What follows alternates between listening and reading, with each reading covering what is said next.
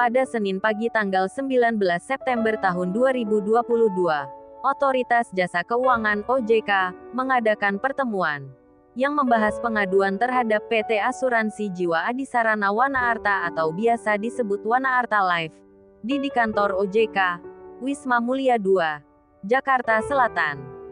Pertemuan tersebut dihadiri oleh PP Wana Arta Tegakkan Keadilan, HOP, Forsawa Bersatu, Swana Arta, Forkapsi, Forum SSD Wana Arta Life, P3W, Korban Wana Arta Bersatu, Forum Nasabah Wana Arta Perjuangan, Forum Masyarakat untuk Keadilan, para pemegang polis, Direksi Wana Arta Life, dan perwakilan dari OJK.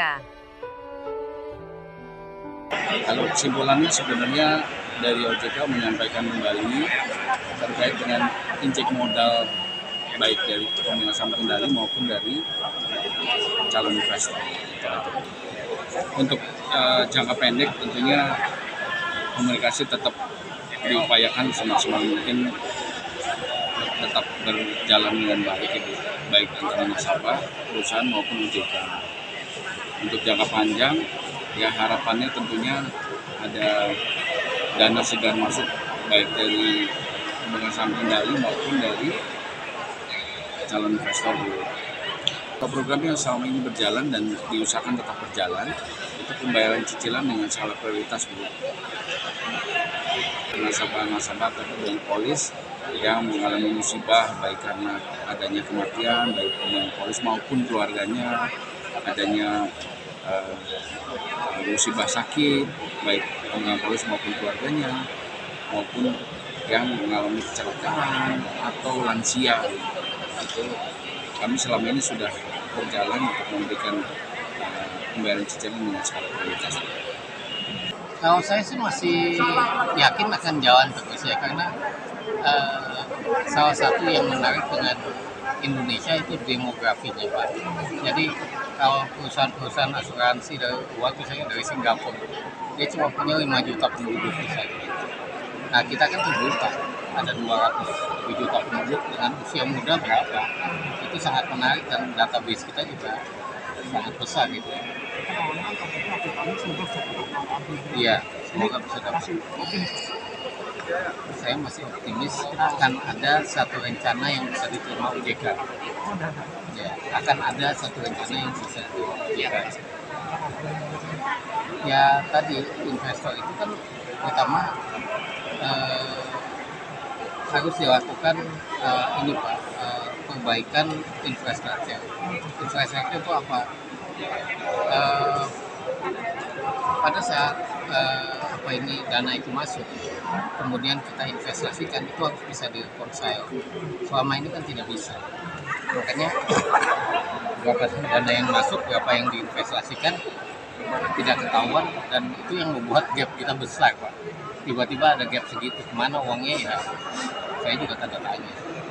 Makanya kalau siapapun mau mengaudit kami, saya sih happy selama itu sesuai dengan aturan main yang ada. Gitu. Ya, Pak, mau nanya kalau untuk operasional di kantor sendiri masih ada aktif bergerak jalan atau bagaimana, Pak? Ya masih, mau nggak mau kita kan handle customer complaint, program prioritas, kemudian jujur ada tim yang juga ingin membuat rencana kerja ke depan itu bagaimana, pasti ada tim.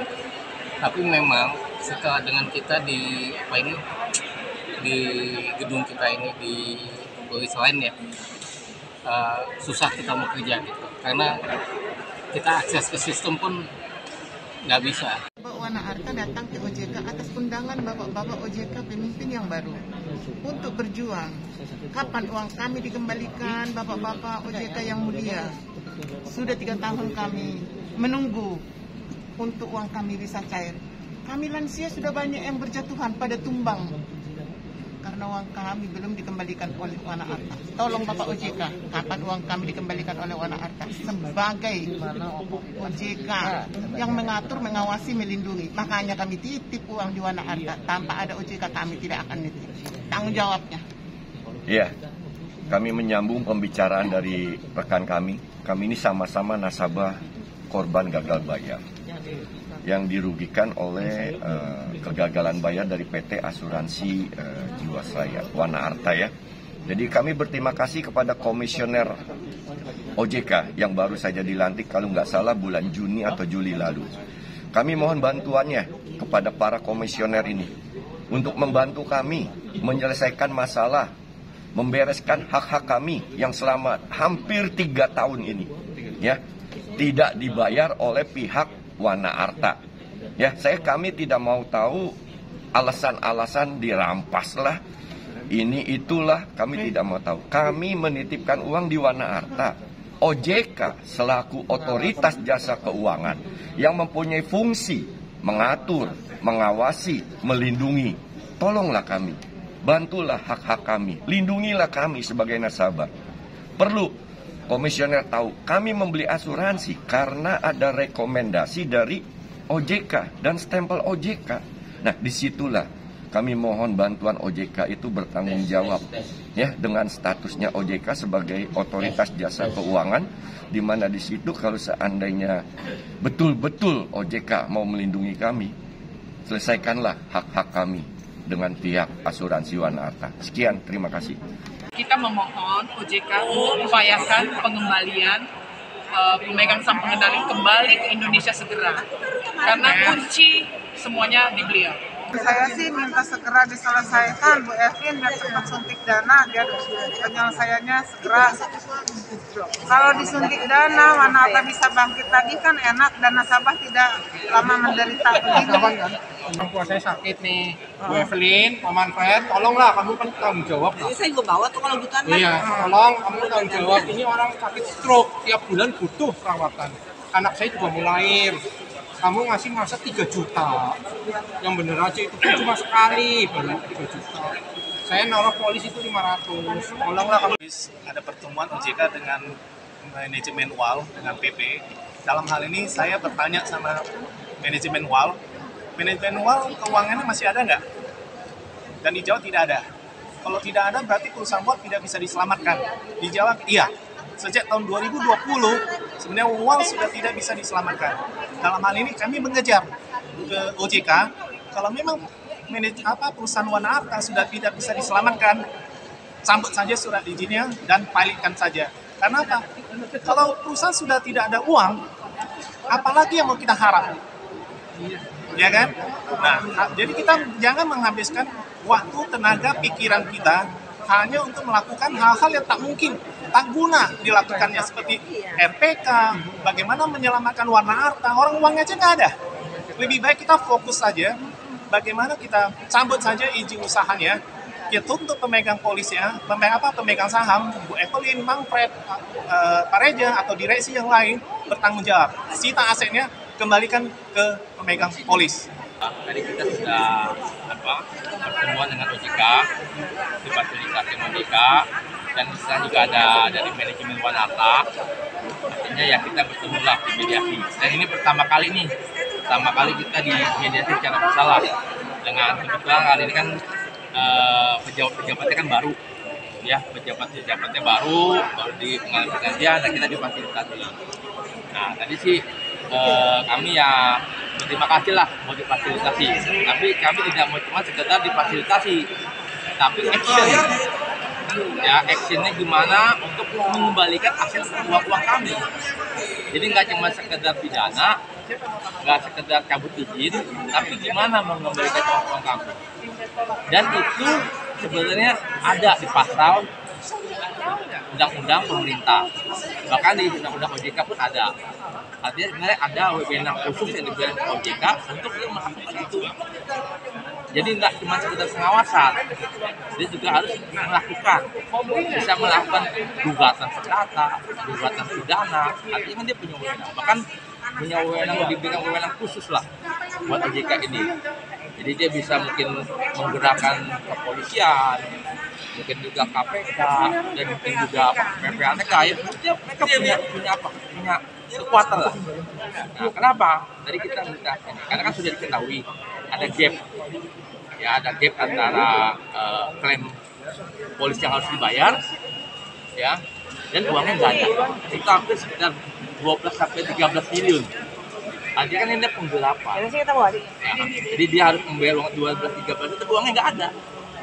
Nah ini kan artinya uang ini kan bukannya yang dibawa dari kantong pesek ya kan, jatuh. Tapi ini kan uang besar, uang gede.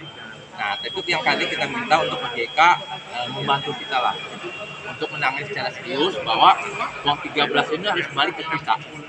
Gimana caranya itu yang penting, nggak cuma sekedar cabut izin ya atau pidana kurungan, tapi uangnya nggak balik ya kita kan dirugikan juga. Karena poin dari kami adalah uang kami balik. Nah jadi kami itu kita mintalah bahwa OJK harus serius lah menangani hal ini. Karena sudah sekian banyak industri di bawah IKNB ini, baik itu asuransi, perkoperasian, ini nilainya cukup fantastis loh. Bukan cuma 1-2 triliun, tapi ini sudah mencapai ratusan triliun. Nah ini yang saya bingung kenapa pemerintah, Presiden pun Pak Jokowi tidak mau mendengar kami. Ini hal yang bahaya loh. Ini udah ratusan triliun, uang kami ini diambil, ya kan, dirampok oleh, mungkin kita nggak tahu apa ini pelakunya siapa, mungkin juga ada dari asing. Jadi kan banyak uang yang mengalir keluar. Nah, ini harus menjadi perhatian khusus lah bagi Pak Presiden Jokowi dan maupun juga partai-partai. Tolonglah bantu supaya ini bisa diselesaikan. Karena ini sudah terlalu lama dan terlalu banyak yang tidak terselesaikan.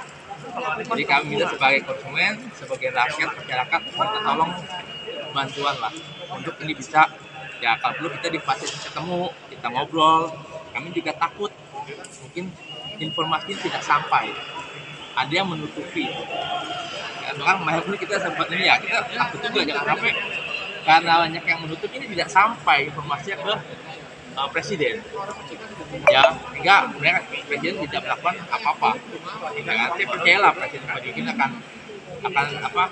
akan memperhatikan kita lah sebagai masyarakat. Ya kan, pasti dia akan memperhatikan, karena kan dia tahu. Nah, kenapa dia nggak beraction? Mungkin dia nggak tahu, ada yang ditutupin. Ya, ini kita perlu minta bantuan lah supaya ini bisa kita selesaikan. Karena ini kita seperti gitu. OJK itu adalah lembaga hukum. Ya, lembaga yang punya legalitas. Ya, OJK kan, harusnya dia juga bisa menyelesaikan apa yang menjadi keresahan kami. Nah, jadi poinnya kami masih percayalah hukum Indonesia adalah panglima yang tertinggi. Ya, karena kami pun juga sudah berupaya secara hukum juga, di mana ada aset Wana Harta dirampas negara, kami juga berupaya hukum secara perkumpulan dengan teman-teman, kami mengajukan upaya hukum keberatan. Ya, di situ pun juga kami appreciate lah dengan hukum. Ternyata keberatan kami tidak NO, tapi keberatan kami diterima dan disidangkan. Jadi dengan jelas bahwa keberatan kami diterima sesuai dengan pasal 19. Nah, artinya kan di antara beberapa ini ya kami diterima. Artinya kami percaya itu hukum itu adil. Nah, di situ pun kami dapat legal standing, kami diakuin sebagai perkumpulan, sebagai anggota kami juga sudah dinyatakan secara hukum bahwa ya kami punya legalitas. Ya, makanya secara hukum di pengadilan pun kami dikasih legalitas bahwa emang kami benar nasabah Wana Harta yang uangnya belum dibayarkan, kembalikan. Nah, itu makanya kami juga minta OJK pun harus memegang hukum itulah sebagai panglima. Kalau emang ini ada masalah hukum, ya silakan hukum. Dan OJK kan punya peraturan-peraturan. Ya, peraturan dari Presiden, peraturan OJK, di mana itu ya harus kita lakukan. Kan itu kan hukum juga. Ya, jangan dipilih. Yang enak buat pelaku usaha dikasih, yang gak enak gak dikasih. Ya kan, begitu juga kita konsumen, kita butuh difasilitasi lah, dijaga lah secara hukum, karena biar gimana pun juga kan ini kan aset negara. Kami ini konsumen adalah aset negara, ya, yang uangnya juga harus dijaga, karena kalau kami pun mengalami begini kan artinya kan akan terjadi kegoncangan ekonomi. ya kan? Pasti akan terjadi kebijakan ekonomi. Jadi itu yang kami harapkan dengan pertemuan kali ini. OJK nggak cuman servis lah, cuma lip service doang. Hanya maksudnya supaya kelihatan, wih, saya orang pejabat baru memfasilitasi, hanya menggerak, ya. Tapi kita mau action bahwa OJK bisa, saya yakin OJK pasti bisa menarik aset Wanata kembali. Ya, baik itu dari owner, baik pun mungkin dari asetnya di mana, pasti bisa. Karena OJK dengan pemerintah pasti bisa melakukan itu. Ya, jadi jangan cuma sekedar cabut izin, cuma pidanain, tapi uangnya nggak ada, sama juga bohong gitu ya. Ya kan tuh ya. Jadi itu yang hasil kami tadi pertemuan, ya semoga bisa terrealisasi dengan waktu cepat, segera mungkin lah.